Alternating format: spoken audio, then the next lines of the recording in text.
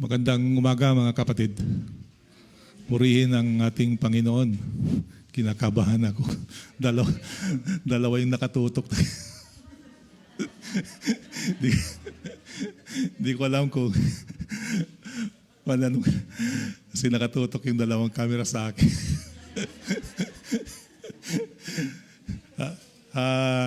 How's that? Late na talaga tayo kasi buti na lang duman si Sister Stacy. 8:15 nag-aantay na kami ng tricycle. Walang tricycle, may mga dumadaan pero may karga. Buti lang duman si Sister Stacy. Puno na sila. Nagipagsiksikan lang kami. Kaya umabot sa late na lang yung kwan natin. Pero purihin ang Panginoon dahil Holy Month. Pero siguro maabot pa rin natin yung dapat natin abutin na pag-aaral, mga kapatid. Doon sa bahay, mga kapatid, kinakabahan ako. Doon sa bahay, sabi na sa akin sikat agluto, sabi niya. Sikat ka sabi niya. Sikat agluto. Sikat aginaw. Sikat aglaba, sabi niya. So, ay din baka napakakabsat ni Pastor na, sikat agisurwa na. Kahit kung baling nga sikat. So, sikat. So, siya kabsat. Buwan ko nakapagkabsat nga lagos ni Pastor. So, thank you, kabsat. Hindi ka naktigon daw ni Pastor. Noon pa'y nagal di Bible School kabsat. Hindi ka naktigon daw ito na sa kata kaya na panaka mo ang mga ibagay di sasaw ti Apo kabsat. Ang sakbay kabsat nga amoy noon mamapan kami iti seminar kabsat di aktibo pa yung grupo may kabsat. At dadayjay, meron yung nag-welcome address, sabing ganon doon sa welcome address.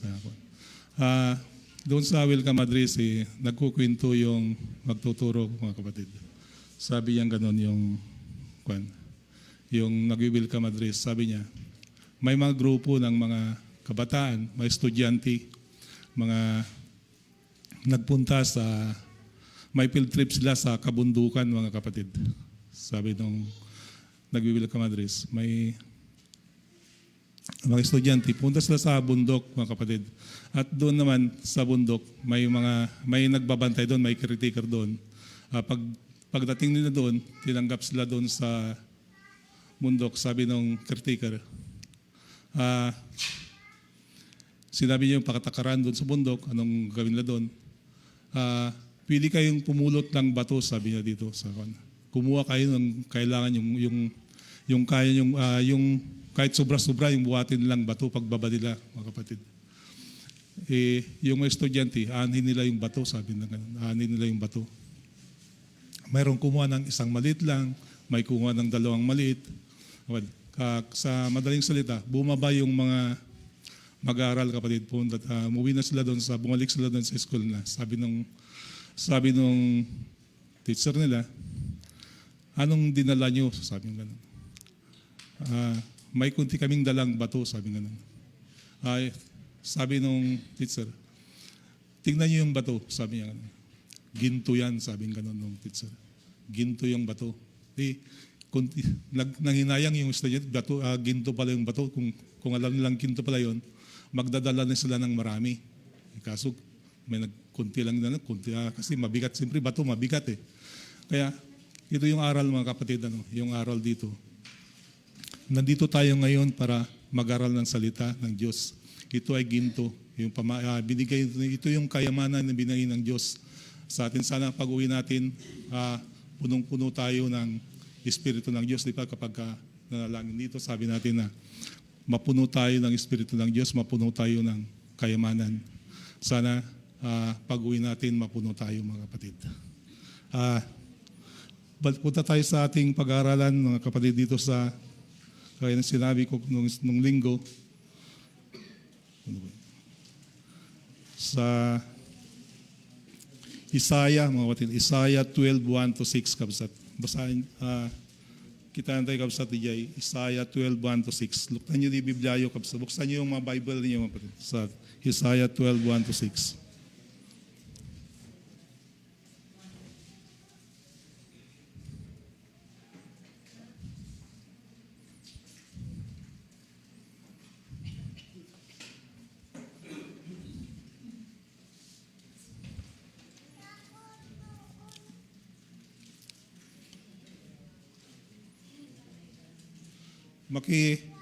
Unan tayo kabsat unan na dito'y verse 1 kabsat. Iti paulo na palagay kabsat, ang paulo ng ating pag-aralan ay sing and shout, unan dito'y kabsat. Sabi niya dito. At ang golden text natin, praise the Lord, call upon His name, declare His doings among the people, make mention that His name is exalted. Isaiah 12:4 kabsat ay. Pero tingnan natin kabsat dito sa verse 1, sabi niya dito sa Tagalog, makipagbasa kay kanya kabsat. At sa araw na iyon ay iyong sasabihin, ako'y pasasalamat sa iyo, O Panginoon, sapagkat bagamat ikaw ay nagalit, sa akin ay iyong galit ay napawi at iyong inaliw ako. Ang kabsat ang sinabi ng, itong si Isaiah kabsat, propita ito si Isaiah. Nakita natin doon sa pinag-aralan natin nung nakarang linggo, yung sabi niya doon yung marumi yung kanyang bibig, marumi yung kanyang dila, at siya yung kanyang bibig at sabi ni Stacy, yung bibig ni Isaiah ay nilagyan ng uling, nagbabagang uling yung kanyang bibig. Imbis na mapaso, doon nabago yung kanyang pananaw at nakausap niya ang Diyos. At siya ay ginamit ng Diyos. Ito'y upang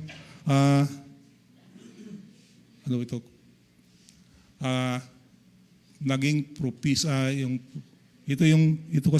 itong verse 1 kasi yung propesya ni Prophet Isaiah doon sa kapanganakan ng ating Panginoong Hesus. Ipinakita niya dito na mayroong ipapanganak. Bagamat tayo ay yung sabi niya dito, yung hindi ko na makita.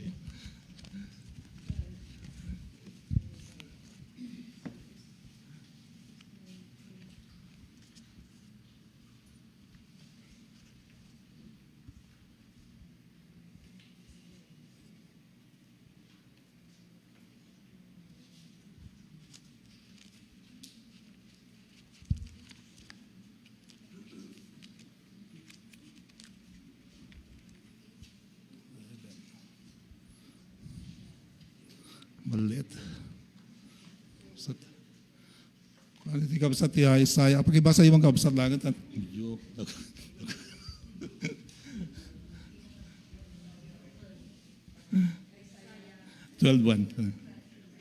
12:1.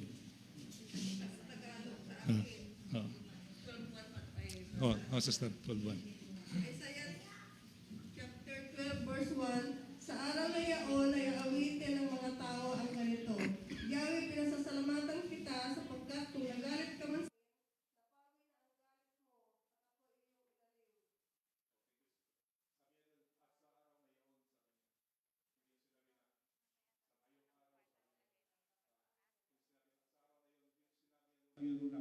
Ito yung kapanganakan ng ating Panginoong Hesus. Ito yung darating na po yung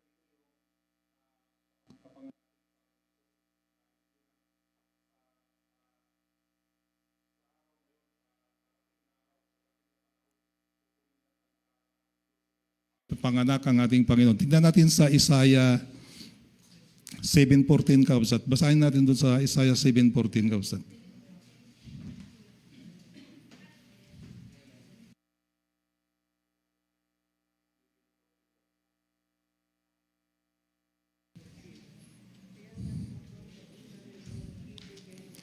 Sabi niya dito kabsat, kaya't ang Panginoon nga ay magbibigay sa inyo ng tanda.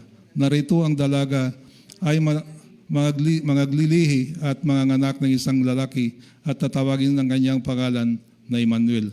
Ito kabsat, sinabi niya dito na ito yung propesya ng ating si Prophet Isaiah na mayroong isang babae, isang virgin na babae, maglilihi, manganganak, at ito yung manganak siya na isang lalaki, batang lalaki.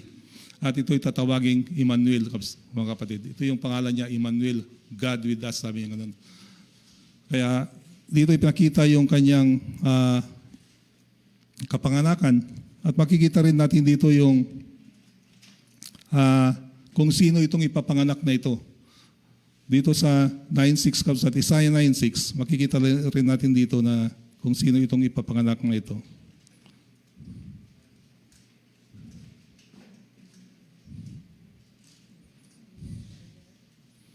Isaiah 9:6.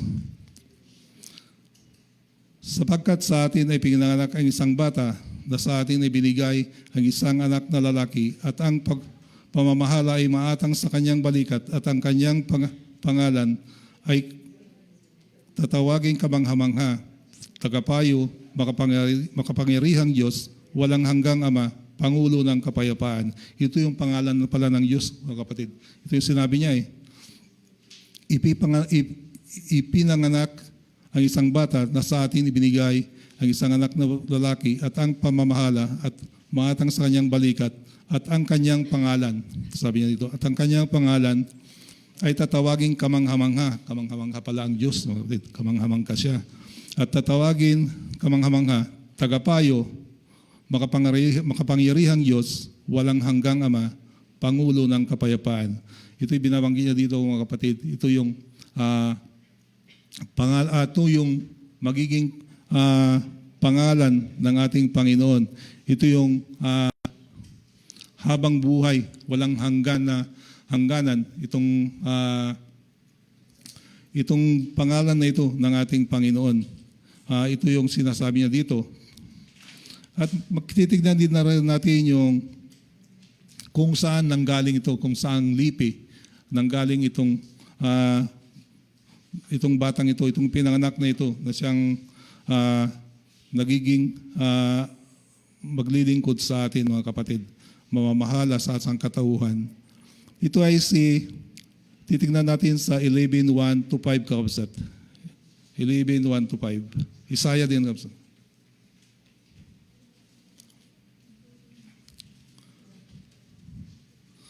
Dito, mga kapatid, sabi dito, at may lalabas na usbong na puno, sa puno ni Isay, sa Tagalog, at isang sanga mula sa kanyang mga ugat, at ay magbubunga.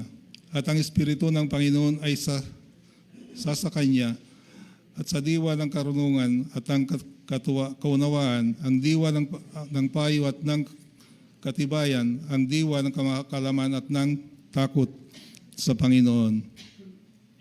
At ang kanyang kaluguran ay magiging sa pagkatakot sa Panginoon, at hindi siya hahatol ayon sa paningin ng kanyang mga mata, hindi sasaway man sa ayon sa paginig ng kanyang mga tainga. Hindi hatol siya sa katuwiran, sa dukha, at sasaway na may karampatan dahil sa mga maamo sa lupa, at sasaktan niya ang lupa ng pamalo at kanyang bibig, at sa hinga ng kanyang mga labi ay kanyang papatayin ang masama. Sa 5, at katuwiran ang magiging bigkis ng kanyang baywang, at pagtatapat ng panigkis ng kanyang mga kabalakang. Ito'y sabi niya dito kung saan nagmula itong batang ito, mga kapatid. Sinabi niya dito ay magmumula sa lipi ni Usay, sa Yekokabsat GC. Ito yung tatay ni David, mula kay David. Kung ating makikita, yung matatandaan, yung kwento ni David ay siya yung pinili ng Diyos mula sa mga magkakapatid. Kaya pinakita sa kanya yung kung sinong magiging hari dito. Sabi niya ni Nathan na kung sino yung magiging hari sa kanila. Pinakita lahat ni JC yung mga anak niya, yung mga sundalo. Siyempre, mamimili sila. Titignan lang lahat, sundalo, malalakas yung mga anak niya. Pero mayroong isa na tagapastol, si David. Hindi siya pinansin ni JC, yung tatay nila, na hindi niya akalain na si David pala yung magiging hari. Siya yung napili, mga kapatid, na magiging hari. At dito nagmula yung lipi. Sa liping ito nagmula ang ating Panginoong Hesus, mga kapatid. Dito siya nanggaling. Kaya mula doon sa kung ano ito, ipinanganak ang ating Diyos. Hindi ko alam kung ilang taon. Mula nung ipinanganak siya, si JC, mula sa lipi ni JC hanggang kay Jesus Christ, ay siguro si Pastor Chris na sumagot mamaya. Dito rin natin makikita kabsat, dahil nanggaling siya, doon siya nanggaling, nakita na natin yung kapanganakan niya, tapos nakita natin kung sino ito, at nakita rin natin dito ang pinanggalingan niya. Dito rin makikita natin kung sino itong si Jesus nito, kung ano yung gagawin niya dito sa lupa, mga kapatid, yung purpose niya dito. Dito sa Isaiah, makikita natin dito sa Isaiah 53:1-12, mga kapatid. 53:1-12.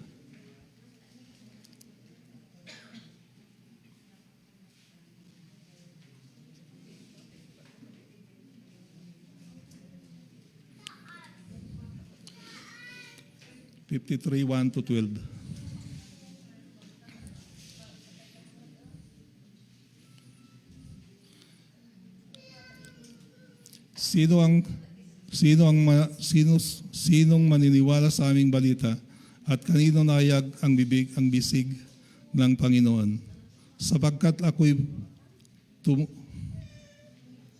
tumubo sa harap niya, na gaya ng sariwang pananim at gaya ng ugat ng tuyong lupa, walang anyo ng kagandahan man, at pagka ating minabasdan, siya ay walang kagandahan na mananais tayo sa Kanya. Siya hinamok at itinakwil ng mga tao sa isang taong sa kapanglawan at biyasa sa karamdaman, at gaya ng isa sa pinagkublihan ng kanyang muka at ng mga tao na siya'y hinamak at hindi natin hinalagaan siya. Tunay na kanyang dinala ang ating mga karamdaman at dinala ang ating mga kapanglawan, gayon may ating pinalagay siya at nahinampas, sinaktan ng Diyos at dinalamhati. Ngunit siya'y nasugatan dahil sa ating mga pagsalangsang, siya'y nabugbog dahil sa ating mga kasamaan. Ang parusa ay tungkol sa ating kapayapaan ay nasa Kanya, at sa pamamagitan ng Kanyang mga latay ay nagsigaling tayo. Tayong latay gaya ng matupa ay naligaw, tayo ay tumungo, bawat isa ay sa Kanyang sariling daan, at ipinasan sa Kanya ng Panginoon ang kasamaan nating lahat. Siya'y napigkati, gayon may nang siya'y dinalamhati ay hindi nagbuka ang kanyang mabibig, gaya ng kordero na dinadala sa patayan, at gaya ng tupang nasa harap ng mga manggugupit na sa kanya ay pipi, gaya may hindi siya binuka ang kanyang bibig. Sa pamamagitan ng kapighatian at kahatulan ay dinala siya, at tungkol sa kanyang lahi, sino sa kanila ang gumunita at siya ay nahiwalay sa lupain ng buhay, dahil sa pagsalangsang ng aking bayan ay nasaktan siya. At ginawa nila ang kanyang libingan na kasama ng masama at kasama ng isang lalaking mayaman sa kanyang kamatayan, bagamat hindi siya gumawa ng pagdadahas at wala ng anumang karayaan sa kanyang bibig. Gayunmay, kinalugdan ng Panginoon na mabugbog siya. Inilagay niya siya sa pagdaramdam pagka iyong gagawin ng kanyang kaluluwa na pinakahandog dahil sa kasalanan. Nakikita niya ang kanyang lahi, pahabain niya ang kanyang mga karawan, at ang pagkakalugod ng Panginoon ay lalago ng kanyang kamay. Siya ay nakakita ng pagdaramdam sa kanyang kaluluwa at nasiyahan sa pamagitan ng kanyang kalaman, at tariing ganap ng aking matuwid na lingkod ang marami na dadalhin niya ang kanilang mga kasamahan. Sa 12 ko. Kaya't hatiin ko siya ng bahagi ng kasama ng dakila at kanyang hatiin ang samsam ng kasama ng malakas sapagkat kanyang dinulot ang kanyang kaluluwa ng kapasamatayan at ibinaling ng nakasama ng mananalangsang. Gayon may dinala niya ang kasalanan ng marami at namangitan sa mga mananalansang. Purihin ang Panginoon Kabsat. Ito yung ginawa ng ating Panginoon Kabsat. Ito yung hirap, ito yung nakita ni Propeta Isaiah, yung magaganap na yung pagkasilang ng ating Panginoon. Ito yung magaganap sa Kanya. Ito yung maaaring maganap sa Kanya. Pinanganak siya, nung huli na siya, ito yung pinakita niya, yung siya yung naging tagapamagitan, yung kasalanan natin.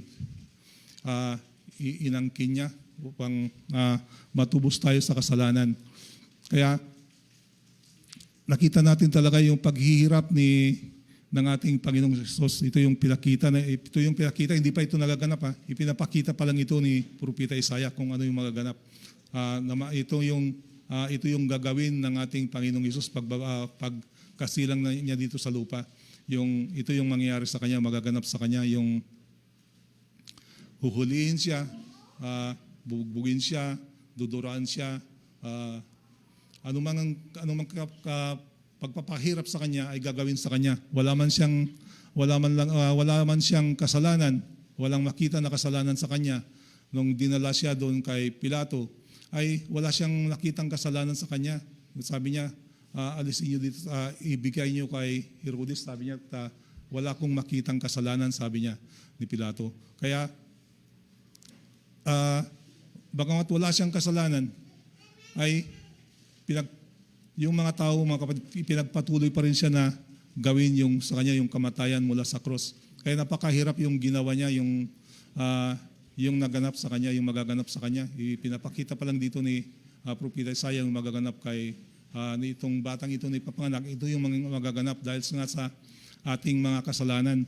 Ito yung mga kabayaran. Ito yung ibinigay ng Diyos kasi kung ating titignan yung doon sa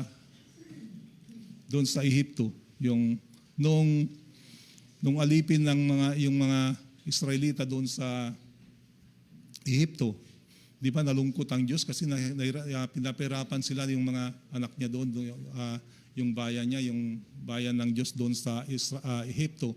Pinahirapan siya, lalo na doon, habang pinapahirapan sila, lalo silang dumadami, lalo silang yung lumalakas pa sila habang pinapahirapan sila, lalo pa silang lumalakas. Kaya lalo pa silang pinahirapan. Nakita ng Diyos na nahirapan yung anak niya, mga lingkod niya. At doon gumawa ang ating Panginoong Diyos na gumawa ng kaparanan upang alisin sila doon sa pamamagitan ni Moises, mga kapatid. Sa pamamagitan ni Moises, isinugo niya doon upang alisin ang kanyang mga anak doon sa Ehipto. At nakita natin talaga matigas talaga yung ulo ni Paraon. Matigas yung ulo niya. Ang dami ng sakuna na naganap doon sa bayan niya. Nakita talaga na pinipilit pa natin niyang labanan ng Diyos, ang kapangyarihan ng Diyos hanggang sa mamatay lahat yung mga unang anak doon sa Israel, mga panganay na anak na lalaki hanggang sa mamatay. Saka lang niya lumambot yung puso ni Paraon. Hindi pa rin siya gaanong lumambot yung puso niya kasi pinagbigyan lang niya. Pero nung maalala niya na hinabol pa rin niya yung mga Israelita. Kaya dito naman sa bagong isilang ating Panginoon dahil sa dami na ng kasalanan ng tao, talagang siguro marami na yung magkakasala, hindi na maabot ng Diyos, hindi na kaya yung batas ng Diyos, yung 10 utos. Hindi na gaanong natutupad yun, hindi na gaanong kasi maraming gumagawa ng kasalanan, hindi masunod yung utos kasi kung minsan mabigat yung utos yung lalong-lalo na yung nagkasala ka, di ba yung kapag nagkasala ka noon, mag-aalay ka ng mag-aalay ka ng baka, pero yung iaalay mo, hindi pa yon yung hindi ka lang mag-aalay ng basta-basta, hindi ka mag-aalay ng matanda na o kaya yung ang iaalay mo talaga yung yung bagong sibol, yung kalakasan, yung kuan mo, ibaga yung talagang maganda yung iaalay mo sa kanya. Hindi pwede yung mag-aalay ka lang ng kung ano yung sobra-sobra, yun na lang ialay mo. Kailangan mag-alay ka talaga ng magandang ialay. Kaya nahirapan na yung mga tao kung minsan doon sa mga kwan na yon. At yung mga tao talaga, marami na talagang gumawa ng kasalanan, hindi na talaga maabot ng Diyos yung tao. Kaya talagang dakila talaga ang Diyos natin, mga kapatid. Kasi ninuha yung tao, hindi naman niya kaano-ano, ginawa lang niya mula sa labok. Tapos yun ang paghirapan. Tapos yung anak niya mismo, ibibigay niya dito sa lupa. Pupunta dito sa lupa, maghihirap, papatayin, ganun ang gagawin lang sa kanya. Di ba yung ama, masakit din yung ganun ang gagawin ng kanyang anak. Napakasakit po yung gawin. Kung tayo kayo, yung anak kaya natin, ganun ang ibibigay natin doon sa lugar, magsasakripisyo sa ganun ang mangyayari sa kanya. Papayag kaya tayo, di ba? Masasaktan din yung damdamin natin na ganun yung mangyayari. Kaya, ang Diyos ay nahirapan din sa gawin niyang ganun. Ngunit dahil nasa dakilang pag-ibig ng Diyos, ito yung dakilang pag-ibig niya sa atin. Kaya ibinigay niya yung kanyang anak na si Jesus sa atin. Ito yung pangitain ni Propeta Isaiah. Ito yung sinabi niya na talagang sa araw na yon, ito ang magaganap. Kaya isinilang ang ating Panginoong Hesus sa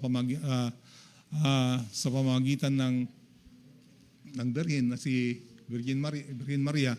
Kaya tayo ay natubos ng ating mga kasalanan sa pamamagitan niya. Gaano man tayo kasama sa paningin ng Diyos, iyon ay siguro mangilan-ngilan dito sa atin. Siguro sa galing talaga sa masama, galing sa maraming bisyo, makagaya ko. Andiyan din yung kasama ko, si Brother Ronald na partner. Oo. Si Brother Gaundi, nandyan ba? Oo, nandyan. Oo. Yan. Yan ang mga partners.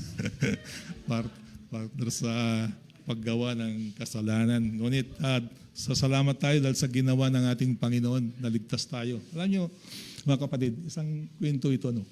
Alam nyo, nung hindi pa kami mananampalataya, nung kalakasan ni Sir na mag-evangelize, tinataguan namin yan eh. Kapag nandyan kami sa kalsada, tapos dadaan, tatakbo kami sa likod yan, sa likod para hindi kami makita. Kasi kapag nakita ka na kami dyan sa harapan, kapag nakita na kami dyan nakaupo, uupo yan eh, tatabi, tapos sasabihin na niya yung mag-evangelize na sa amin. So, sabihin na tapos, tawagin na niya kami. Pero sabi namin, sagot namin sa kanya, may panahon. Kaya dumating yung panahon, mga kapatid. At isa pa si Brother Gaundi yan. Dati yan talaga, dito na nag-church na yan, barkada namin yan, nag-church na. Pero siguro Sunday school lang eh. O baka hindi pa niya matapos ang Sunday school, may ano yan, pag nakarinig na siya ng pasweet, yan, sipol na malakas, lalabas na yan. Tatlo yung sign, yung tatlong sipol na sunod-sunod, yun, lalabas na yan. Siguro mga 9:30 ganyan, nakalabas na yan. Kaya masalamat kami sa Diyos dahil sa pamamagitan niya, siyempre nailapit din kami dito sa pamamagitan ni Sir. Kasi dumating na talaga yung time na yung salita ng Diyos ay hindi na namin siguro maiwasan, hindi na natin maiwasan kasi dumating na talaga yung time na hindi na yung dumating talaga na sabi ng Diyos tama na kaya tama na. Kaya siguro sabi kasi ng Diyos kasi kung yung itong kwento ko na ito ay yung birthday kasi namin, isang linggo yan na magkakabarkada kami. Bali, 4 kami sunod-sunod yan na araw-araw yan na inom. Tapos piyesta pa. Tapat pa ng piyesta. Didiretso yan, isang linggo na piyesta. Pero, tapos dumating talaga yung time na yung huli na.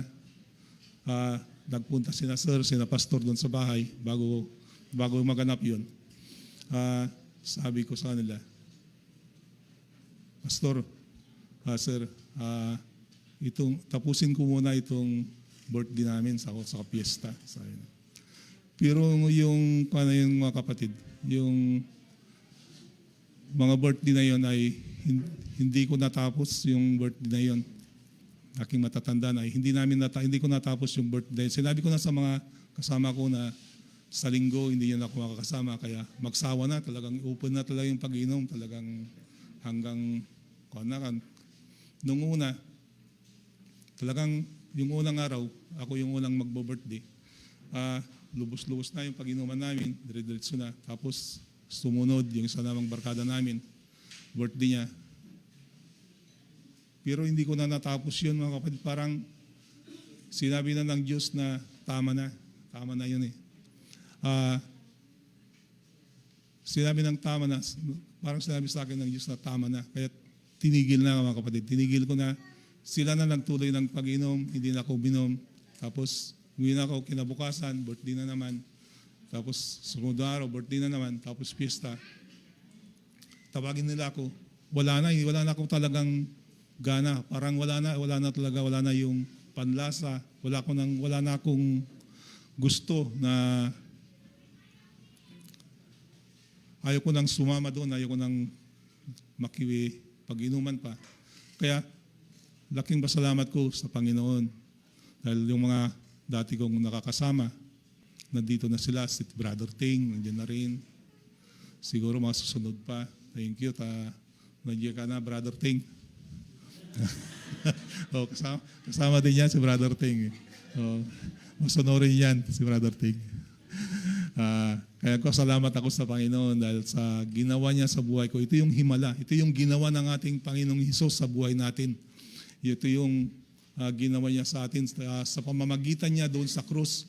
Ito yung dahilan kung kaya't namatay ang ating Panginoong Hesus doon sa krus. Yung ginawa niya na kamatayan. Ito ngayon naligtas tayo, mga kapatid.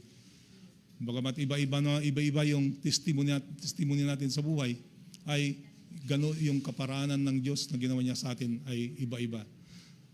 Mabigat man sa amin, na galing kami talaga sa gano'n na bisyo, na talagang halos araw-araw, kapag yung walang trabaho, kapag tapos ng taniman,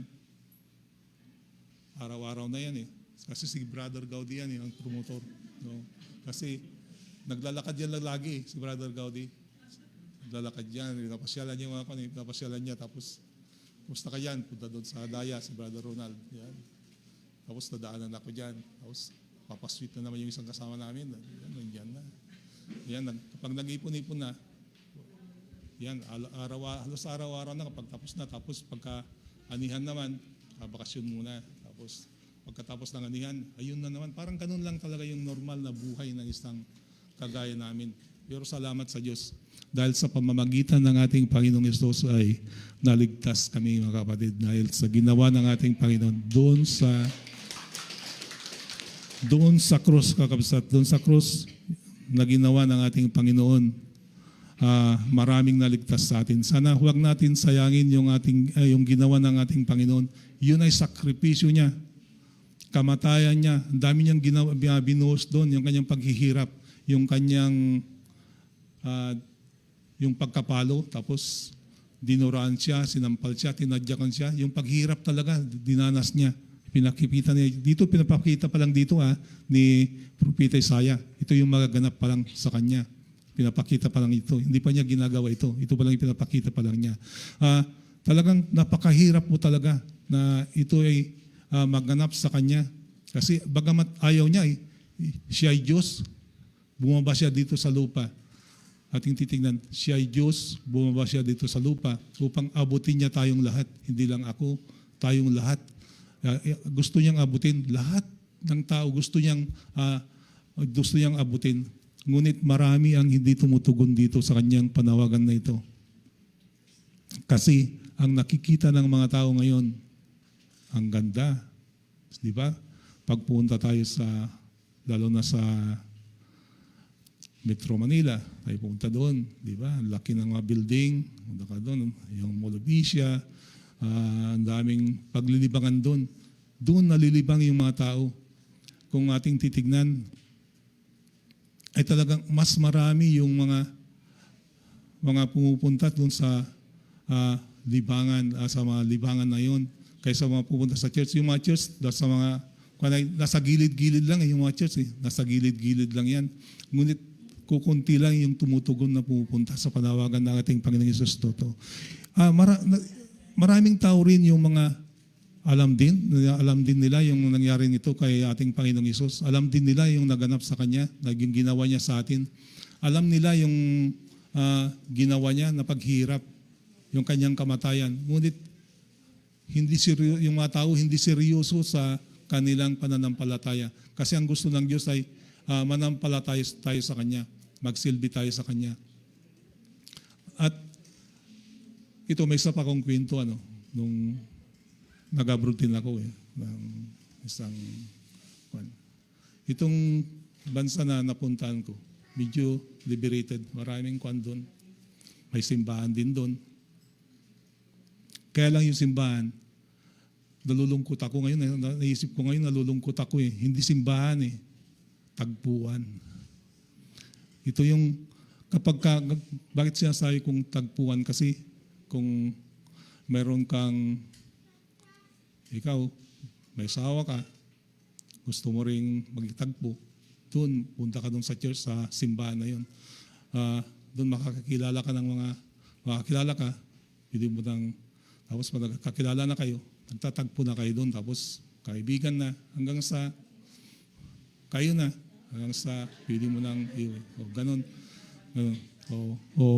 Ganon talaga yung, doon sa talaga napunta, doon talaga ka mga kapatid, talagang kahit na may mga asawa, kahit na babae, mga lalaki, ganon ang ginagawa talaga. Talagang nalulungkot ako kapag nakikita ko yung ganon. Hindi lang ganon, talagang lalo yung mga lalaki, kapag yung lalaki may sasakyan na, siyempre nakakapunta sila kahit sila magpunta. Marami silang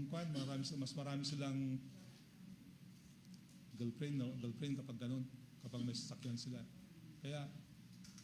Kaya napakahirap po yung mga bansang mga ganun, mga kapatid, yung mga liberated kasi kaya yung mga babae kasi nakakalabas sila kahit na anong oras sila gusto lumabas, nakakalabas sila, halubilan na lang ng mga lalaki kasi ang gawain ko lang doon, uminom lang. Doon sa kapag nag-inuman kami, marami talaga yung mga barkada ko talaga na lahat sila halos tigil-tigisa sila. Kung minsan ako pa yung gumagawa ng sulat. Ako yung tagapamagitan pa ng kasi kapag kayong mga kasama ko kahit na may mga asawa na, igawa ko sulat, sabi nga nun. Igagawa ko naman sila. Tapos susunod din ko, kumusta? Sabi ko, oo, kasama ko na kagabi. Kaya ganun, nakakalungkot talaga. Yun pala, ganun talaga doon. Yun. Kaya marami pong naliligaw na kaluluwa sa mga lugar na yun, mga kapatid. Kaya ang masabi ko talaga, huwag natin sayangin ang buhay na ginawa ng ating Panginoon. Huwag na tayong bumaliktad pa. Huwag na nating tignan pa yung nakaraan natin. Huwag na tayong bumalik pa doon kasi isipin natin yung pagpapakahirap ng ating Panginoon. Hindi man tayo yung naghirap mismo. Yung pagpapakahirap ng ating Panginoon kasi napakahirap yung talagang kanyang ginawa. Yung kamatayan niya doon sa cross, yung ginawa niya doon. Kung ating isipin, talagang kung mangyayari sa atin, manginginig ka sa takot. Yung magaganap sa iyo, yung mangyayari sa iyo. Kung gagawin mo yung ganon, baka tadyakan ka lang, magsisigaw-sigaw ka na Pero ang ating Panginoon, hindi siya umimik, hindi siya nagsalita doon sa nangyari sa kanya. Hindi, para siyang tupa na kinatay, sabi nga noon, parang tupa na kinatay na hindi man lang siya umimik doon sa katayan. Ganyan ang nangyari sa ating Panginoon. Wala kang narinig sa Kanya na ikinatwira niya yung kanyang sarili, na sabi niya, wala naman akong kasalanan o kanya ako ginaganito. Hindi, kundi talagang sumunod siya doon sa naganap sa kanya. Wala siyang pagpupursige na lumaban siya. Bagamat kaya niyang labanan yun Kasi makapangyarihan sa Diyos siya. Kaya niyang sa isang ligid lang, sabi niya doon sa mga gumagawa sa kanya ng gano'n, mamatay na kayo. Kaya niyang gawin yan Ngunit hindi niya ginawa yon, kundi nagpakababa siya. Nagpakababa siya para tayo ay abutin lahat mula sa ating mga kasalanan, mga kapatid. Iyon po yung unang aral po natin, mga kapatid. Ito po yung propesiya ni Isaias, yung kanyang kapanganakan ng ating Panginoong Hesus, mga kapatid. Ito yung kanyang ginawa. Ito yung gagawin pa lang niya. Propesiya pa lang ito ng ating ni Propeta Isaiah. Sinabi, pangitayin pa lang niya ito, na ito yung magaganap sa darating na panahon. Itong yung mga araw na darating na pag ipinanganak ng ating Panginoong Hesus. Punta naman tayo dito sa gagawin ng ating Panginoon bilang isang buhay na tubig, kapsat. The living water.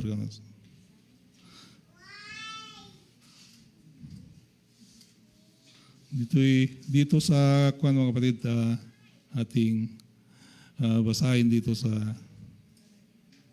John 7:37-38. John 7:37-38.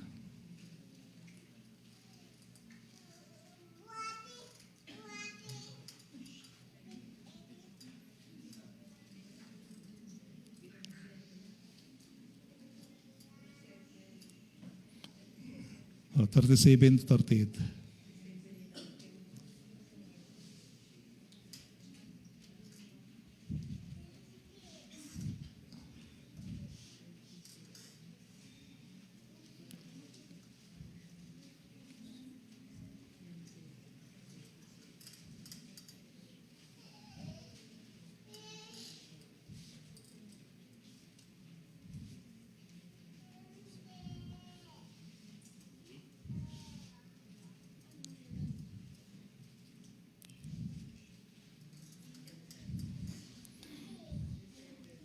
Sabi niya dito, mga kapatid, nang huling araw na dadakilang araw ng kapistahan, si Jesus ay tumayo at sumigaw na nagsasabi, kung ang sino mang tao na uhaw ay pumarito siya sa akin at uminom.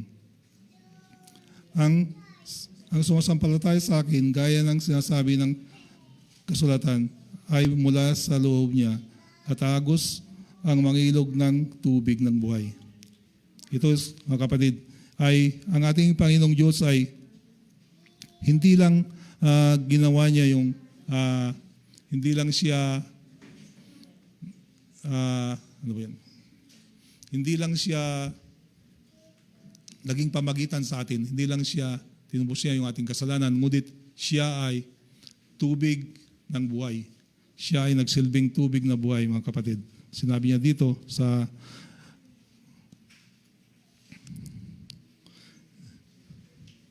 at dito naman makikita natin kung paano nanampalataya ang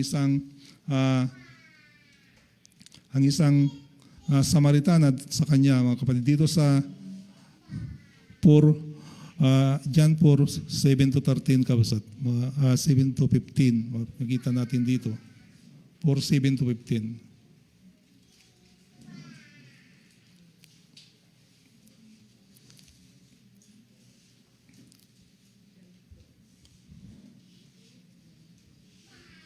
Sabi niya dito, basahin ko, mga kapatid. Dumating ay isang babaeng taga-Samaria upang umigib ng tubig. Sa kanya ay sinabi ni Jesus, painumin mo ako, sapagkat napasabayan ng kanyang mga lagad upang magsibili ng pagkain. Sinabi nga sa kanya ng babaeng Samaritana, paano nga ikaw na isang Hudyo ay humingi ng mainom sa akin na ako'y babaeng Samaritana, sapagkat hindi nagipag-usap ang Hudyo sa mga Samaritana. Sumagot si Jesus at sa kanya sinabi, kung napagkikilala mo ang kaloob ng Diyos at kung sino ang iyo'y nagsasabi, painumin mo ako, ikaw ay humingi sa kanya at ikaw ay bibigyan niya ng tubig na buhay. At sinabi sa kanya ng babae, Ginoo, wala kang sukat isalok ng tubig at malalim ang balon, saan nga naroon ang iyong tubig na buhay? Dakila ka, pabaga sa aming amang Sakub na sa amin nagbigay ng balon at dito iminom siya at ang kanyang mga anak at ang kanyang mga hayop. Sumagot si Jesus at sinabi sa kanya, ang bawat uminom ng tubig na ito ay muling mauhaw. Datapwat ang sino ang uminom ng tubig na sa kanya ay aking ibinigay ay hindi mahuhaw magkapakailanman. Ngunit ang tubig na sa kanya ay aking ibibigay ay magiging isang balon ng tubig nabubukal sa kabuhayan walang hanggan. Sinabi sa kanya ng babae, Ginoo, ibigay mo sa akin ang tubig na ito upang ako'y huwag mahuhaw, di pumarito man sa ganito kalayo upang umigib. Purihin ang Panginoon, mga kapatid. Makikita natin dito na ang isang Samaritana ay bawal pong makipag-usap sa mga Hudyo, mga kapatid, doon sa yun. Bawal po yung talagang tradisyon nila. Bawal pong makipag-usap bawal makipag-usap ang isang Samaritano sa Hudyo. So yun po ang tradisyon nila, mga kapatid. Ngunit ang ating Panginoong Hesus ay lumapit sa kanya. Sabi niya, painumin mo ako, sabi ng ating Panginoong Hesus doon sa kwento, painumin mo ako. Ngunit sabi nga ng Samaritana, bawal po yung makipag-usap sa kanila. Ngunit sinabi niya, kung nakikilala mo lang ang iyong kausap, sabi niya, kung nakikilala mo lang ang iyong kausap, sabi niya,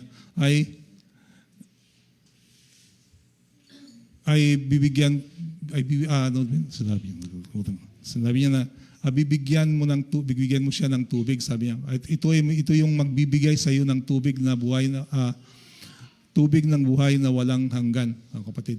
Kaya sinabi niya doon na paano ka makakasalok, sabi niya, ng tubig doon sa balon.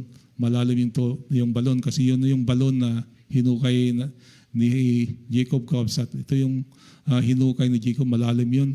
Siguro ang lalim yun sa mga tantiya ng ng eksperto, mahigit 100 metro ang lalim nun. Paano makakaigib nun? Walang pangigib ang ating Panginoong Hesus. Wala kang panalok, sabi ng Samaritana.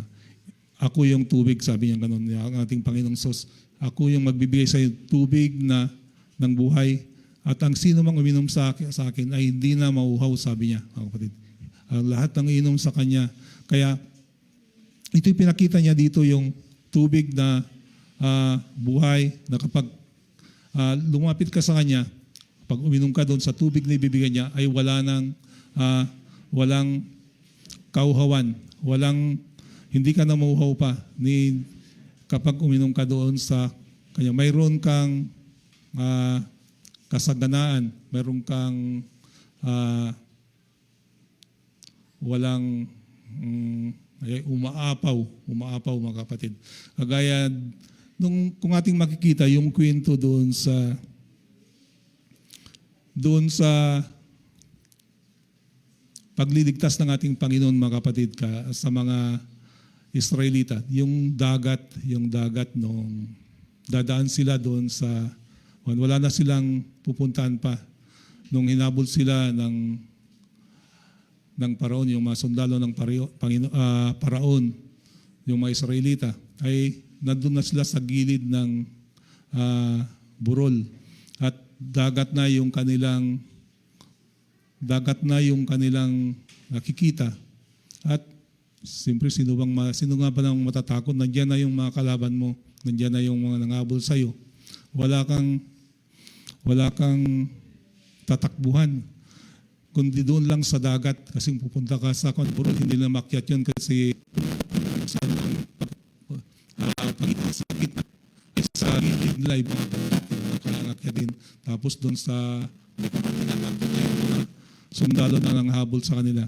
At yung dagat na lang yung kanilang pag-asa. Kung lalanguin nila, hindi nila kayang languyin yon kasi malayo.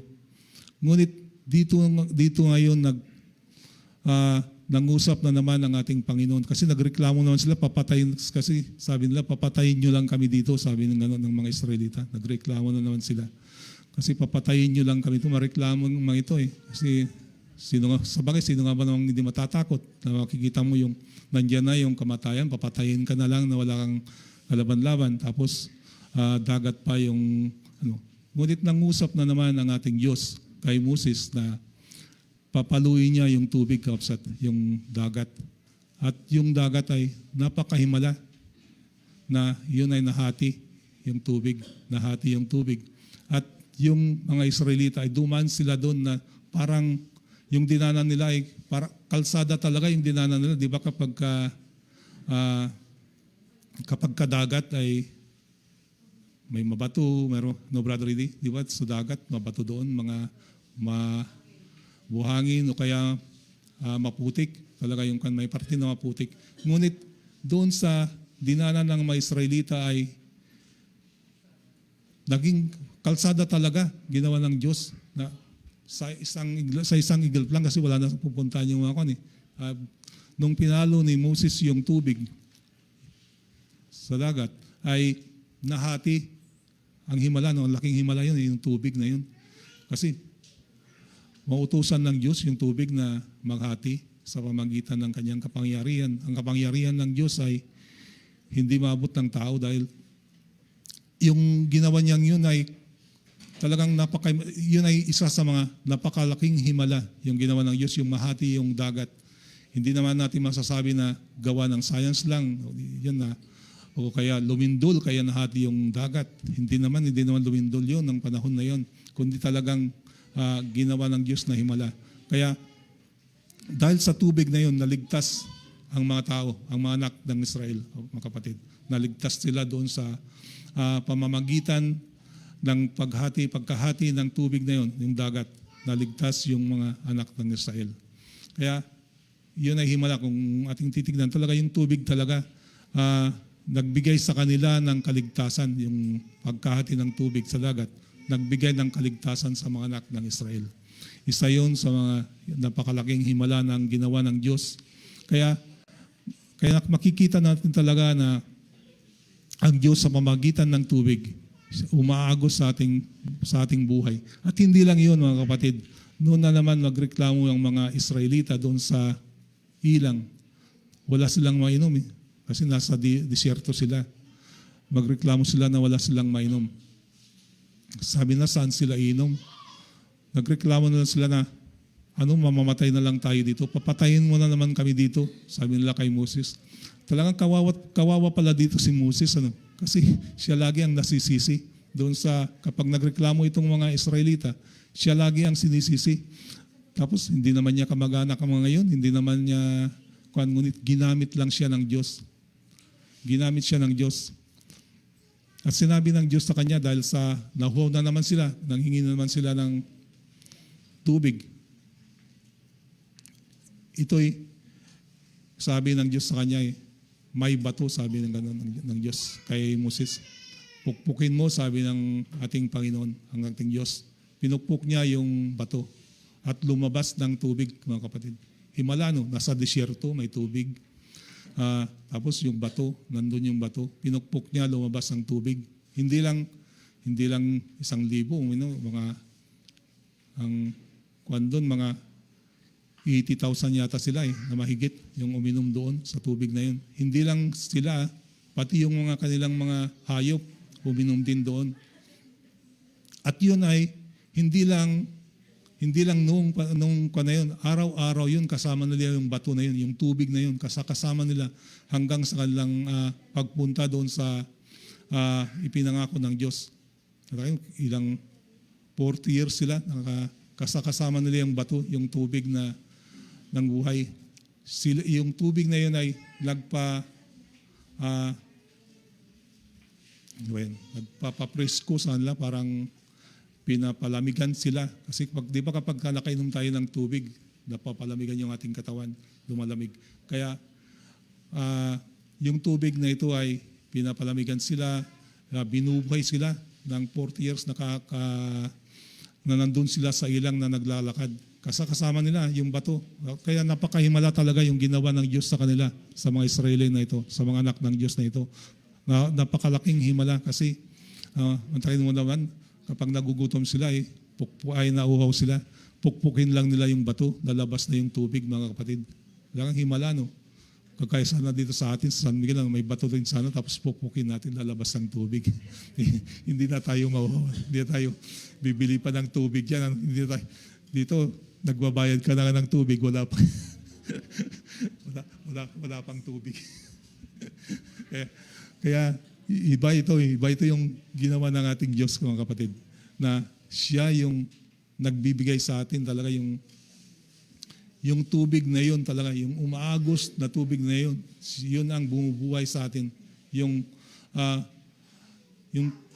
pag-ibig na Diyos, kasi kung ating titignan talaga, yung tubig talaga ay hindi ka mabubuhay na wala kang inumin na tubig sa loob ng isang linggo. Siguro kapag hindi ka uminom, dry ka na, baka iba nang mangyari sa atin kapag hindi tayo nakainom ng tubig. Kaya yung tubig talaga ay buhay, mga kapatid. Sa mga kasama ko doon sa School of Christ, kung nagkukan pa kayo, nagpapasting pa kayo, di ba kapag nagpapasting, kailangan talaga yung tubig talaga. Kahit na hindi ka kumain, basta may tubig, malakas pa rin, mga kapatid. Kaya yun ang buhay, sabi nga ng ating Panginoon, buhay yung tubig. Kapag inuminom tayo kay Kristo, kapag tinanggap natin siya, siya ay buhay na walang hanggan, na siyang magbibigay sa atin ng kaluwagan sa ating puso, mga kapatid. Yung talagang umaagos yung pag-ibig ng Diyos sa atin. Hindi yung hindi siya natutuyo, hindi natutuyo yung, di ba, yung mga ngayon, mga dam, mga iniipunan ng tubig, mga dam, natutuyo ang mga yun na kung minsan, lalo sa Metro Manila, nagkukan sila na yung tinitipid lang tubig kasi maubusan ng dam. Yun ay inipon, mga kapatid, ininipon yun na tubig. Pero itong ibinigay sa atin ng Diyos na tubig ay walang hanggan. Diretso na umaagos itong tubig na ito. Kapag tinanggap natin ang ating Panginoong Hesus, umaapaw na tubig na dadaloy sa ating katawan, sa ating isipan, sa ating puso't isipan, mga kapatid. Kaya magpasalamat tayo dahil nandiyan ang ating Panginoon. Pinapainom niya tayo araw-araw ng tubig na umapaw sa ating mga puso. At sinabi din niya sa Revelation, mga kapatid, Revelation 7:16.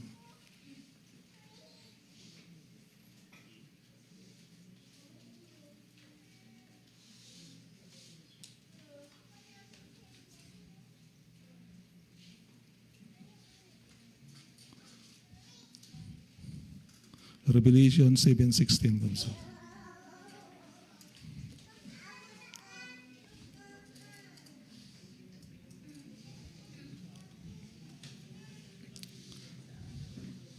Sila'y hindi na magugutom.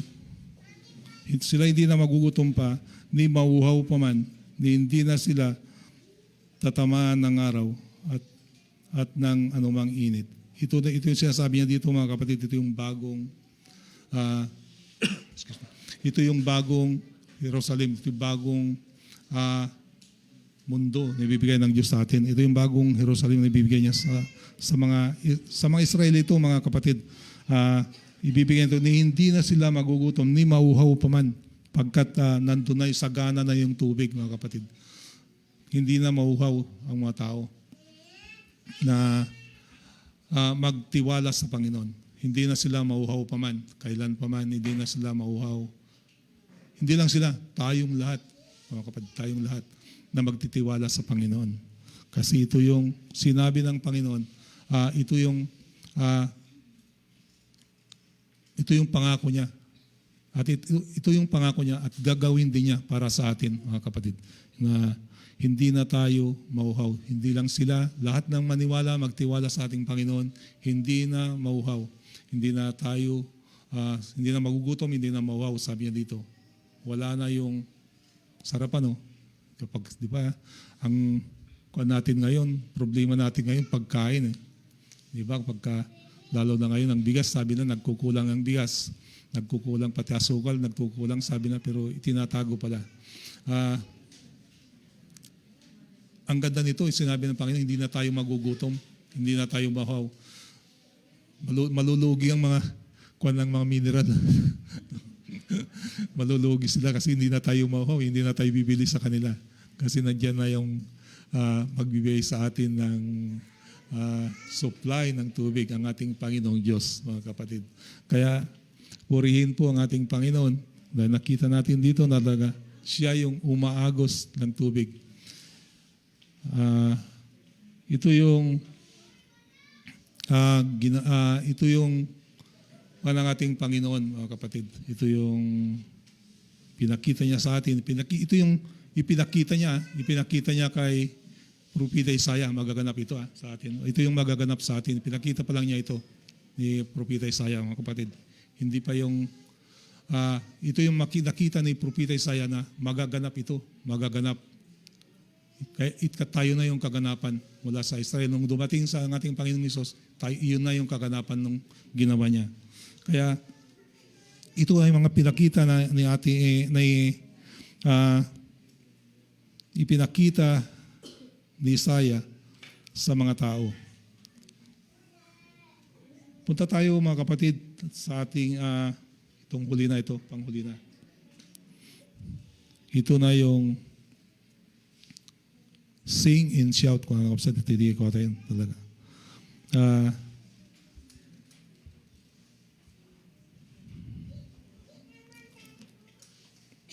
Manipod dito yung Isaiah, kapsat, dito yung Isaiah 12, 4-5, kapsat.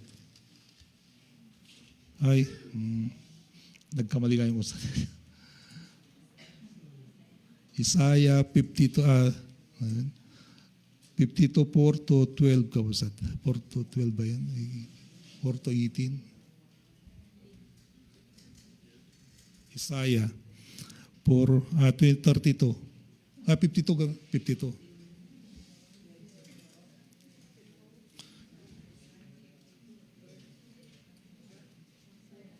Verse 4-18 kapsat.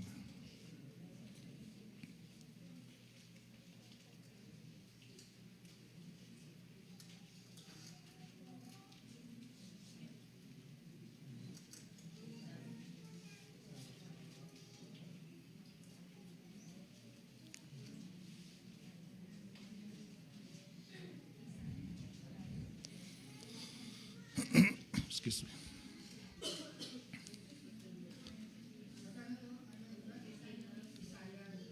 Isaiah 52, 4-18. 52. Ha?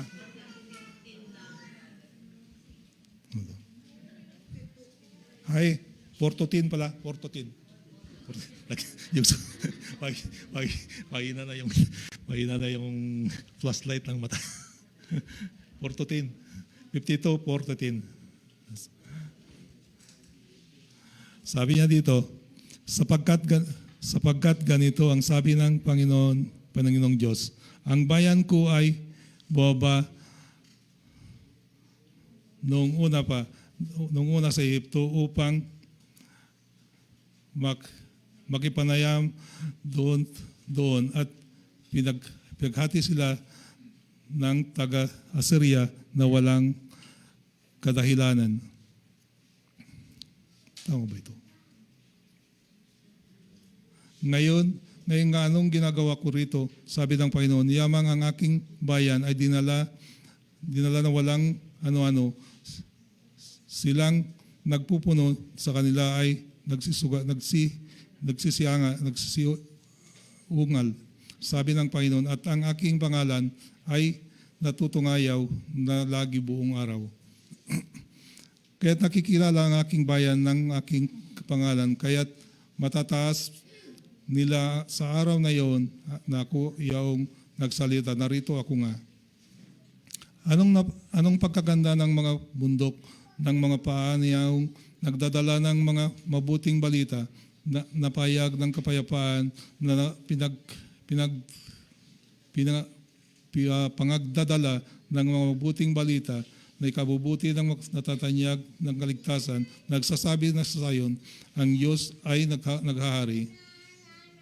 Ang tinig ng mga bantay, sila'y naglalakas ng tinig at nagkakasamang nagsiyawit sapagkat sila'y nakakita ng mukhaan pagka ang Panginoon ay bumalik sa Zion. Kaya magbiglang magalak, kayo'y magkagawit na magkakasama, kayong mga sirang dako ng Jerusalem, sapagkat inalin ng Panginoon ang kanyang bayan, kanyang tinubos ang Jerusalem. Hinubdan ng Panginoon ang kanyang banal na bisig na sa harap ng mata ng lahat ng bansa, nakikita po lahat ng wakas ng lupag ligtas ng ating Diyos. Makikita natin dito mga kapatid yung isisigaw natin dito yung sasabihin dito yung pangalan ng ating Panginoong Diyos. Sinabi niya dito na lahat ng bansa, Israel, ay isisigaw yung kanyang pangalan. Ito yung isa pang nung una kong nung bago-bago pa lang. Siyempre, pupunta ka, kasi active pa yung namin noon, yung grupo, yung asosasyon. Ay, ganito yung kapag ka tinanong anong religion mo, parang minsan nahihiya tayo, nasabihin, born again ako. Membro ako ng Assembly of the Firstborn. Parang nakakahiya, Kasi makakatabi mo, sabihin lahat, halos yung makakatabi mo, sabi nila, anong relihiyon mo? Relihiyon nila RC, sabi na, RC. Tapos, tingnan mo yung kasama, tumingin ka pa kung may kasama ka. Kasi kung wala kang kasama, parang nakakahiya, kung wala kang kasama, kung mag-isa ka lang, parang nakagaya na sabihin mo rin na parang nakakaya na sabihin mo na ganito yung religion ko, yung ano ba yun? Hindi nila alam yun Assembly of the Firstborn. Hindi nila alam yun yung mga ibang tao. Hindi nila alam yun Ano yun? Sabi nila. Pero kapag sinabi mong RC, wow, sikat marami. Pero anong ginagawa nila pagkatapos ng nagsisimba? Iba yung pinupunta nila Yung nasa isip ng mga nagpupunta doon sa simbahan nila. Iniisip nila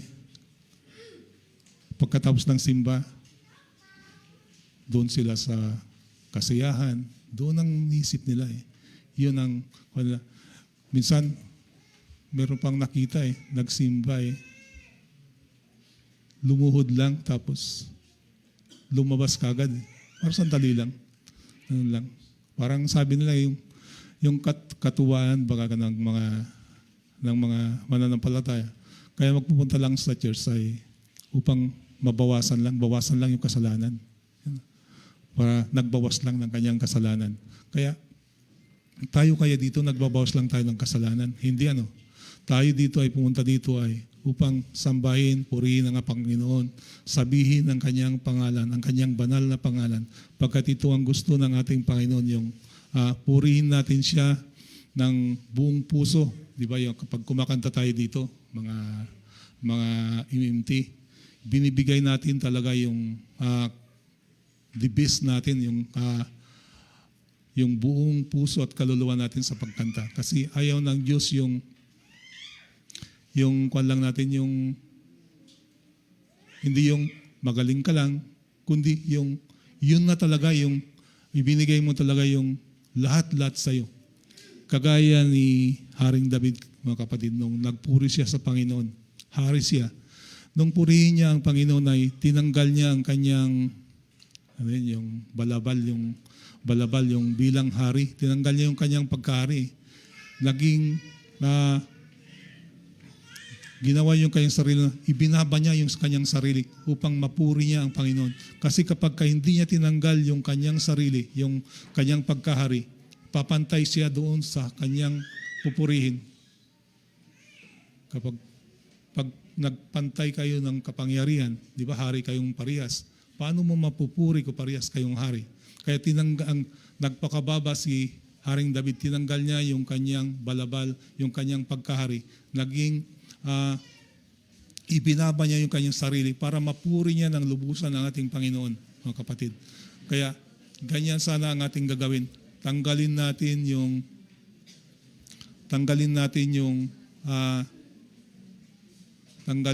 yung na pagmamataas. Huwag natin sabihin na magaling ako. Ganun. Hindi ibaba natin ang ating sarili upang mapuri natin ang lubusan ng Panginoon. Kapag ganun po ang mangyayari, yung lubusan po nating pupurihin ng ating Panginoon ay magkakaroon po ng parang great revival. Kasi nangyari ito nung nagtuturo si Brother Kabilangon, Pastor Kabilangon, nung talaga yung worship na, kasi hindi nawawala ka sa kanya yung pag-worship sa Panginoon. Talagang parang hindi mo ma-express yung sarili mo. Parang wala ka na sa sarili mo, naglulupasay ka na diyan sa baba, ano na ang ginagawa mo. Hindi mo natitignan kung sino yung katabi mo. Hindi mo natitignan kung sino ka. Pagkat ibinaba mo na yung sarili mo, pinuri mo na ang Panginoon. Kaya kung minsan naalala ko si Pastor Tabilangon, talagang yung buhay niya talaga ibinigay niya sa Panginoon, yung kanyang pagpupuri, kasi hindi nawawala sa kanya yung pagpapakababa. Kasi nung nag-uumpisa kami pa lang, na yung buong isang linggo ay, yung unang linggo ay, pagpasok mo pa lang dyan sa pintuan, maramdaman mo yan yung kapangyarihan ng Diyos, yung kanyang presensya, maramdaman mo na. Hanggang maghapon na yan, mga kapatid, hanggang sa matapos, maramdaman mo yung presensya ng Panginoon. Kaya, ganun sana yung maramdaman natin dito. Yung maramdaman natin yung presensya ng Panginoon araw-araw, oras-oras sa ating buhay. Kasi kapag hindi natin maramdaman ang pagkakapangyarihan ng Diyos, kapag hindi natin maramdaman yung presensya ng Diyos, ay marami po yung mangyayari sa atin. May magaganap na mababago yung buhay natin. Kagaya yung nangyari kay Haring David, mga kapatid. Nung nagkukan lang siya, nagre-relax siya doon sa beranda ng kanyang buhay. Doon siya natukso. Kaya wag po tayong mag-relax, mga kapatid. Kundi magpatuloy tayo sa panating pananampalataya sa ating Panginoon. Lagi natin sasabihin na isigaw natin yung pangalan ng ating Diyos. Kasi dumating yung ating pagkaligtas sa pamamagitan ng ating Panginoong Hesus mula sa Israel. Hindi siya tinanggap ng mga Israel na isama tayo dahil sa kanyang pag-ibig, mga kapatid. Hindi tayo yung purpose talaga hindi tayo yung bayan ng Diyos, kundi ang kanyang talagang bayan ng inibigay, yung Israel. Ang gusto ng Diyos ay pumunta siya dito upang abutin ang Israel. Ngunit hindi siya tinanggap ng mga anak niya. Hindi nakita yung kanyang ginawa. Kaya tayo po ay tayo ay nagkaroon ng kaligtasan. Tayong mga hintil, nagkaroon tayo ng kaligtasan. Kaya huwag po natin na hayaan ito na mawala sa atin. Kasi kapag napabayaan natin ito, malaking mawawala sa atin. Sayang yung pinaghirapan natin mula kasi may mga bata pa siguro nag-umpisa na dito hanggang ngayon nagsisilbi pa rin sa ating Panginoon. Huwag natin sayangin ang mga iyon na panahon kasi ang dami nating sakripisyo na. Yung mga sa akin 22 na. Hindi ko akalain 22 na pala 22 years na. Sa akin hindi ko nasasayangin pa yun yung ginawa ko na yun. Kasi tuwing linggo ba naman magbibis ka, magpaplansa ka ng damit mo, maliligo ka ng maaga, masupunta ka dito sa church. Tapos masasayang lang mga kapatid, masasayang lang yung pinagpaguran natin na ilang taon. Kaya huwag natin sayangin yung mga ganun na panahon, yung mga ginawa natin. Kasi mas mabuti pa, sabi niya doon sa Bible, mas mabuti pa na hindi natin nalaman kaysa yung nalaman natin. Kaya kailangan po na ituloy po natin yung ating adhikain na tayo ay makarating doon sa dulo, doon sa finish line ng ating pananampalataya. Kasi dito, practice lang ito Practice lang itong pananampalataya natin ito. Nagpa-practice lang tayo kung paano natin purihin ang ating Panginoon. Kasi kapag ito'y hindi natin nagawa, pagdating natin doon sa may pagsusulit ito Pagsusulit kapag tinanong ka ba naman, ano bang ginawa mo sa lupa? Karapat dapat ka bang pumunta dito sa langit? Sabi nga. Anong isasagot natin? Anong ginawa natin dito sa lupa? Pinuri ba natin ang Panginoon? Isinigaw ba natin ang kanyang pangalan ng malakas na malakas? Pinuri ba natin ang Panginoon ng buong puso natin at sa kaluluwa? O kaya tayo ay parang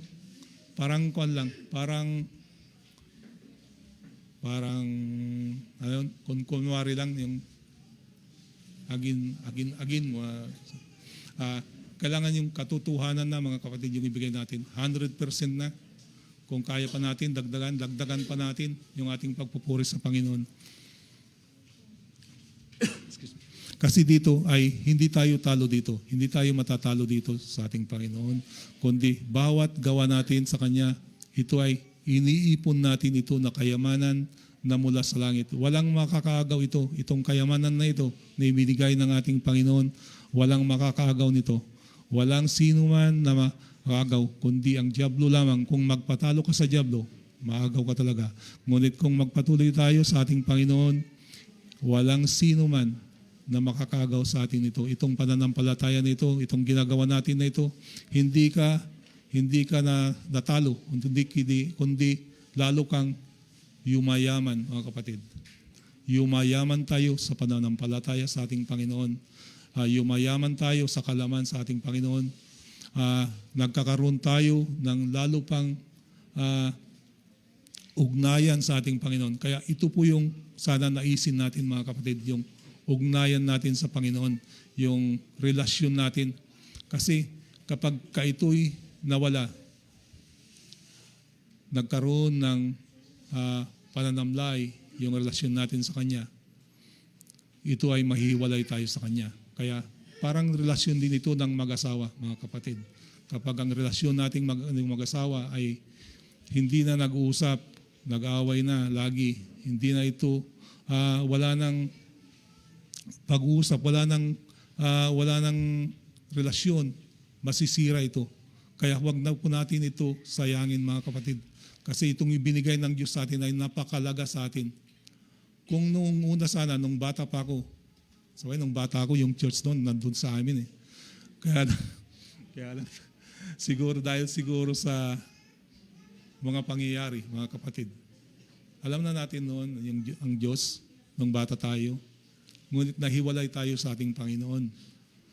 Nung inalis na yung church doon sa lugar namin, umpisa na noon ay hindi na kami nakapasok sa church. At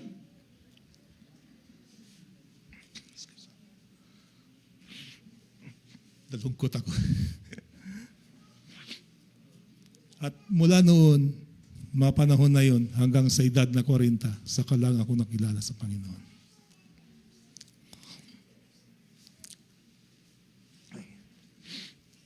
nalungkot ako mga kapatid sa nangyari sa buhay ko. Kaya lang, pasalamat ako dahil ang Diyos ay hindi nagkulang. Hindi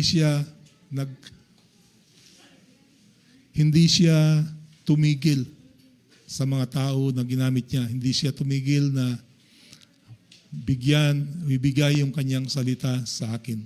Kaya nagpasalamat ako sa Panginoon dahil hindi pa huli kung siguro kung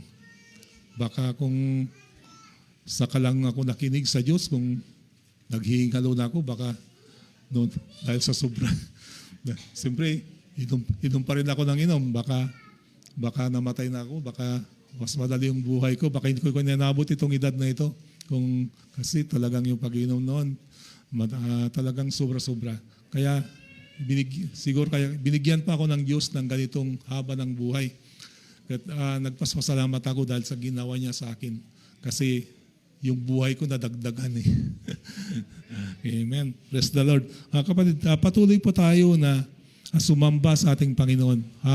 Isigaw po natin ang kanyang pangalan. Isigaw po natin lahat. Sabay-sabay tayo. Sabi niya dito ay, lakasan natin, hindi lang yung mahina. Lakasan natin yung pagsigaw natin yung kanyang pangalan. Upang marinig, hindi lang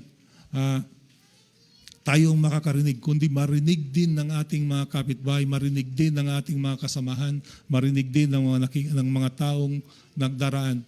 Kaya isigaw po natin ng sabay-sabay ng malakas ang kanyang pangalan, ang kanyang banal na pangalan, pagkat ito yung kagustuhan ng Diyos, yung isigaw yung kanyang pangalan. Mga kapatid, ito yung hangganan ng ating pag-aaral. Yung mga hindi po nakaabot, mga kapatid. Ito yung ginawa po ng ating Panginoon na buhay siya dito. Ito yung nakita ni pangitain ni Propeta Isaiah na magaganap. At ngayon ay naganap na para sa atin. Noong panahon ni Isaiah, ito yung nakita niya na magaganap at magaganap para sa atin buhay.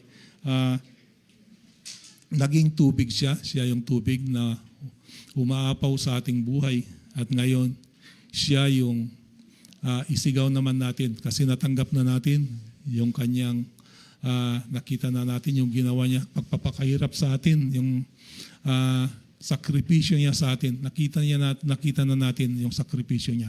Nakita natin ang ganyang ginawa. Binigyan niya tayo ng tubig na buhay na umaapaw. At ngayon naman ang ating parte ay isigaw natin ang kanyang pangalan. Gawin natin ito ng buong puso't kaluluwa, ng maluwalhati sa ating puso. Nang isigaw natin ang pangalan ng ating Diyos, hindi lang dito, hindi lang sa ating bahay, kundi sa lahat ng bayan. Saan man tayo pumunta, saan man tayo paroroon, dalhin natin ang kanyang pangalan, pagkat ito ang kagustuhan ng Panginoon. Siya ay malawalhati sa lahat ng bansa, sa lahat ng bayan, sa lahat ng lugar, sa buong mundo, mga kapatid. Dito po nagtatapos ang ating pag-aral. May dadagdag kayo, may mga napulot ba kayong mga aral, mga kapatid? At sino ngayon ang magbabahagi yung mga napulot? Magbahagi naman kayo yung mga napulot na aral. Hello. Ang napulot ko lang po doon sa aral ng Panginoon, yung parang yung hula ni Propeta Isaiah. Siyempre ang propeta sa kanila ipinahayag ng Diyos ang mga lihim na mga gustong sabihin ng Diyos. Kaya ito dinadaan niya sa kanyang mga propeta. Kaya tama yung sinabi mo, noon sa lumang tipan ay hinulaan at sa ngayon sa bagong tipan ay natupad. Ngayon, ang tanong ko doon at ang sa akin din ng pangunawa, ito ay aking pangunawa lang. Na ang tanong na aking ipapaliwanag din, pero hindi, ito ay akin lang na paniniwala. Ngayon, kung ito ay paniniwala din ng iba, ay sumasang-ayon din. Kaya ang paniniwala ko sa lumang tipan, dahil ang tipan ay isang kasunduan, na ang lahat doon ay talagang sa 10 utos, wala talaga doon makakasunod. Kaya ang paningin ko sa lumang tipan ay isang sumpa dahil ang hatol doon ay kamatayan. Masunod mo man ang siyam, pag nagkamali ka ng isa, hatulan ka pa rin ng kamatayan. Kaya sa tingin ng Panginoong Diyos o ang Ama, ay wala talagang makakasunod doon. Kaya sinabi niya kay Propeta Isaias na ipapanganak ang isang batang lalaki. Natatawagin siya isang batang Emmanuel, di ba? Na kung ang ibig sabihin ng Emmanuel ay nasa inyo ang Diyos o magpapasakop kayo sa Diyos. Kaya tinawag siya doon na isang makapangyarihan, tagapagligtas at isang walang hanggang Ama. Ano ba yung Ama? Kasi pinagdidebatihan diyan, tinawag din siya ng Ama. Ang Diyos Ama ay Ama ng Espiritu. Ngunit ang may karugtong doon sa baba, si Jesus Christ ay Ama ng kapayapaan. Kaya nung siya'y namatay at muling nabuhay, 3 bisis niyang sinabi, ang kapayapaan ang hatid ko sa inyo. Dahil siya ay Diyos ng kapayapaan.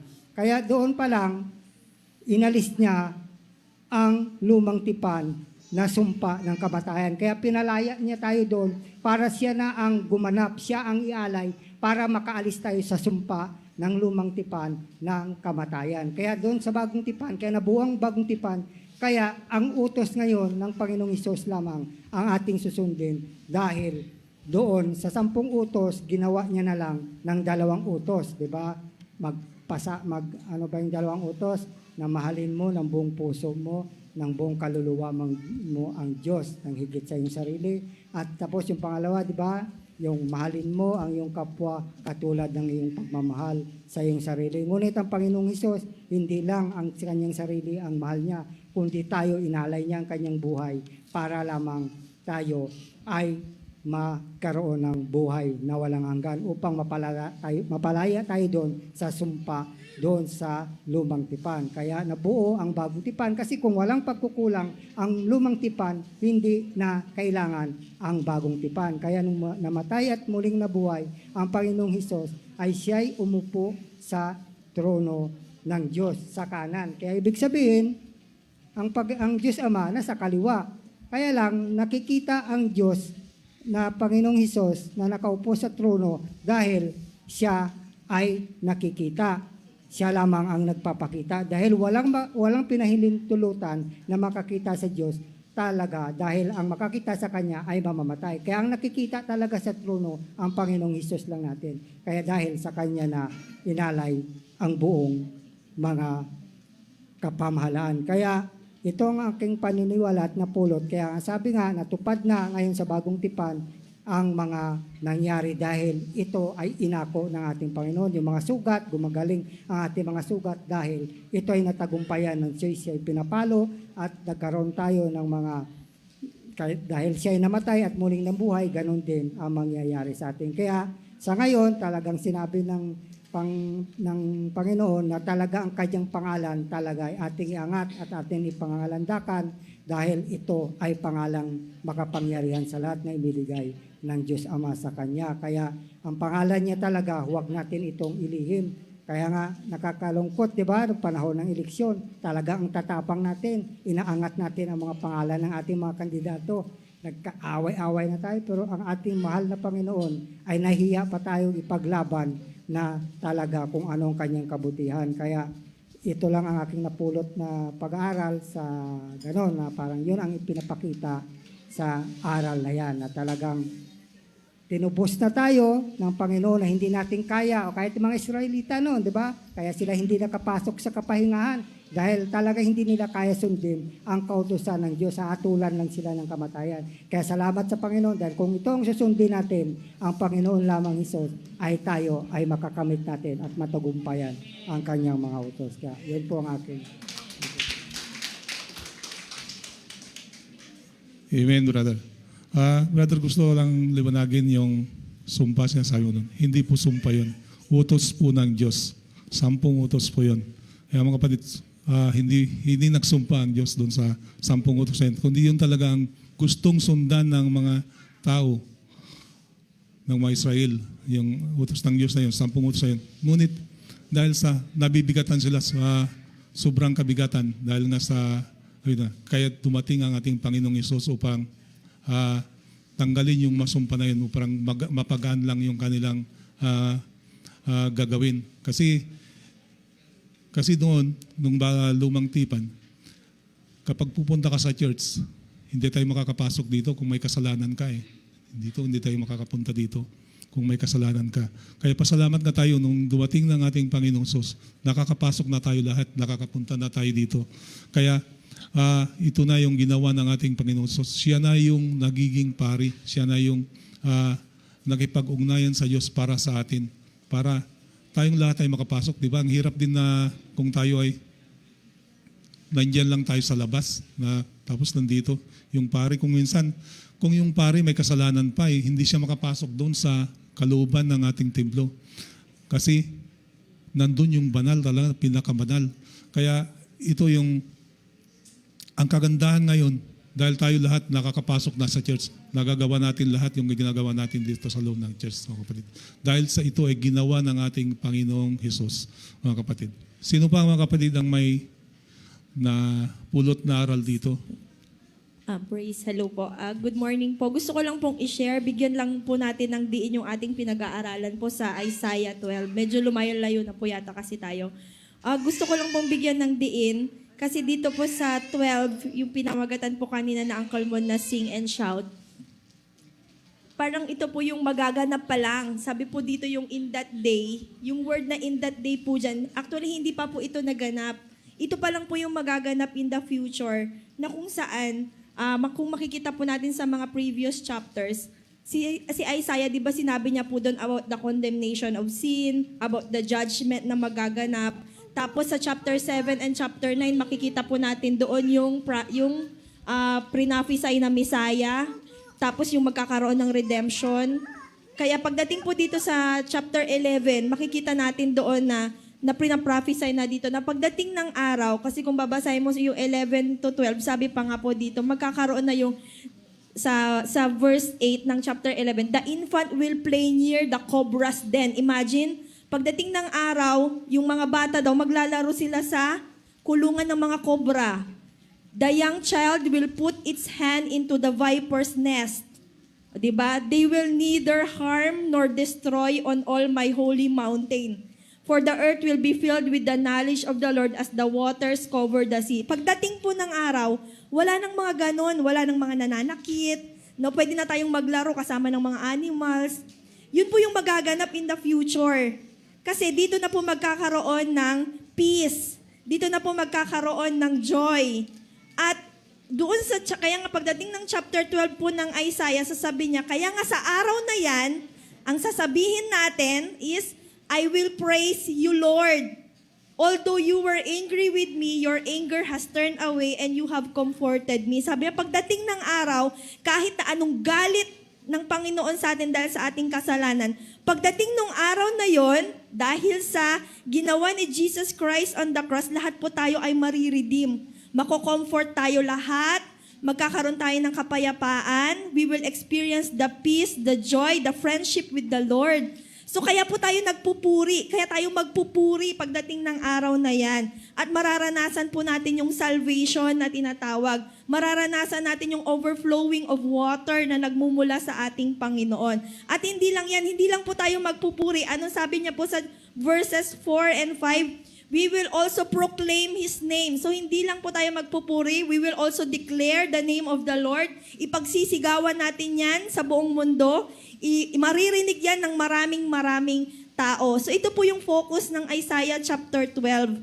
Para ito yung mga pagkakaroon na parang nanalo na tayo sa isang gyera. Di ba? Pag ikaw may nanalo sa gyera, tapos yung bayani mo, yung kung sino yung mga nakipaglaban doon, tapos umuwi silang victorious, nagtagumpay. Anong ginagawa ng mga tao? Di ba? Nagdiriwang sila, sumisigaw sila, yung bayani nila halos buhat-buhatin nila, tapos nagdiriwang talaga. So pagdating ng araw, ito po yung magaganap. Ito yung mangyayari sa mga Kristiyano dahil ang ating Panginoong Jesus na siyang ating bayani ay nagtagumpay at magtatagumpay. Kaya yun po yung ating gagawin. Kaya nga pinamagatan niyang, we will sing and we will shout because we will praise the Lord for His greatness, for His goodness into our lives, and we will proclaim His name. Ito po yung magaganap in the future, mga kapatid. Kaya ngayon pa lang, practicein na natin. Let us sing and let us shout. Let us praise, let us worship the name of our dear God. Kasi ngayon pa lang pinaparanas na po sa ating ng Panginoon yung kaya niyang gawin. At sana yun po yung laging maging encouragement sa atin sa pagpupuri sa Panginoon. Na because we have a great God, we have a good God, hindi lang sa ngayon tayo magpupuri. Pagdating po ng araw, kasama natin at kapiling natin ang Panginoon, we will sing and shout the victory of our dear Lord Jesus Christ. Thank you, Sister. Dinayon mo sa dagdag mong kaalaman. Sino pa mga kapatid ang may napulot na aral? Meron pa ba? Kung wala na, ibibigay ko kay Pastor Chris. Nasaan naman si Pastor Chris? Pastor Chris, ikaw nang bahalang magpupuno. Yan, praise the Lord. Napakanda po yung topic nyo kasi hindi ko nabutan kasi nag-Sunday school din ako dun sa taas sa mga kabataan. Sing and shout. Yan po yung gagawin na po natin in the future. Sabi po nga ni Sister Stacy na prophecy ni Isaiah, yung sa millennial reign ng ating Panginoon, di ba? Pag after the tribulation, yung sa 1,000 years, magkakaroon ng peace, kapayapaan, na wala na kahit na yung mga bata, pwede sila maglaro sa mga mababangis na hayop na wala nang kapayapaan, ay wala nang kaguluhan, yan, kundi kapayapaan. Nang gagawin na lang ang tao ay magpupuri. Kaya nga sabi ni Sister Stacy, habang tayo po ay nabubuhay, habang malakas tayo, dapat practicein na po natin. Yan. Pinili na tayo ng Diyos.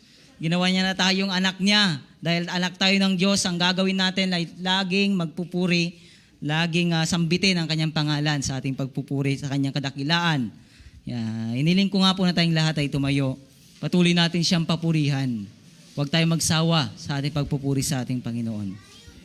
Hallelujah. Manalangin po tayo. Diyos na makapangyarihan sa lahat, salamat po, O God, sa buhay po na Isaiah na ginamit po ninyo bilang iyong instrumento para may pahayag sa amin ang magiging kaganapan in the future. In the verse chapter 11, nakita po namin, Panginoon, kung ano po yung kainatnan ng mga mananampalatayang magtatagumpay o yung mga mananampalataya, Panginoon. Tulungan niyo po ang bawat isa, O God, na manatiling tapat sa inyo, manatili sa inyo, Panginoon, patuloy na maglingkod sa inyo. Tulungan niyo pong bawat isa na habang mayroon kaming hininga, habang malakas kami, habang may pagkakataon, ay patuloy naming sambitin ang iyong kadakilaan, patuloy ka naming papurihan, awitan, O God, itaas ang iyong pangalan, ideklara ka, Panginoon, sa buong mundo, na napakabuti mo, napakadakila mo. O Lord God, na may hayag ka po, Panginoon, sa buong mundo, kung gaano kakabuting Diyos sa aming mga buhay. Kaya gamitin niyo kami bilang iyong instrumento para madakila ka, Panginoong Diyos. Pagpalain mo pong bawat isa, i-bless mo po ang aming mga napakinggang mga salita ninyo. Itanim niyo po sa aming puso't isipan at tulungan niyo po kaming may sa pamuhay ito, Panginoon. Patuloy kang kumilos sa aming pong ikalawang gawain, Panginoon, sa lahat ng mga gagamitin. Patnubayan, gabayan niyo po at ay anoint po sila upang sa ganun, Panginoon, bawat isa, O Lord, O God, ay maranasan ang iyong presensya, ang iyong pagkilos sa aming kalagitnaan. Salamat po, ito ang aming dalangin sa mga pangyariang pangalan na Jesus. Amen.